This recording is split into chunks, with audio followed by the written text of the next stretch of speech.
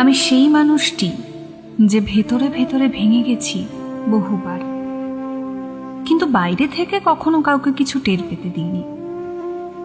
নিজেকে সামলে রাখার অভিনয় আমি এতটাই নিখুঁতভাবে শিখে ফেলেছি যে আমার কষ্টটাও এখন লুকিয়ে রাখতে কোনো কষ্ট হয় না। কারোর আচমকা পরিবর্তন, কথার উষ্ণতা কমে যাওয়া, আগ্রহের জায়গায় উদাসীনতা, এই ছোট ছোট বিষণ্ণতা আমাকে নিঃশেষ করে দেয়। কারোর আছি বলাটা যখন ছিলামে রূপ নেয়, তখন আমি আর নিজেকে চিনতে পারি না। অথচ আমি কখনো কারোর কাছ থেকে খুব বেশি কিছু চাইনি, শুধু একটু স্থির থাকার জায়গা চেয়েছিলাম। আমার ভেতরে এক ধরনের নীরব ঝড় আছে, যা প্রতিদিন আমাকে ভাসিয়ে নিয়ে যায়।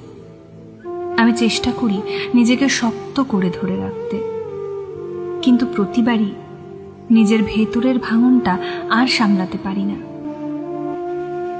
আমি চাই কেউ একজন পাশে থাকুক, যে বুঝবে আমার ভেতরের এই অসমাপ্ত যুদ্ধগুলো।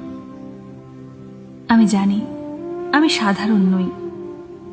আমার অনুভব, আমার প্রত্যাশা, আমার রাগ সবই হয়তো একটু বেশি, কিন্তু আমি প্রত্যেক দিন নিজেকে বদলে ফেলার চেষ্টা করি, তবুও কিছু বদলায় না।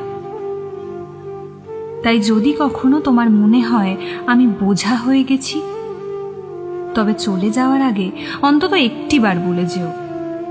হুট করে ফেলে রেখে গেলে আমি হয়তো আর নিজেকে গুছিয়ে তুলতে পারবো না। কারণ যাকে আমি আপন ভাবি, তার দেওয়া ফাঁকা জায়গাগুলোয় আমার সবচাইতে বেশি কষ্ট হয়।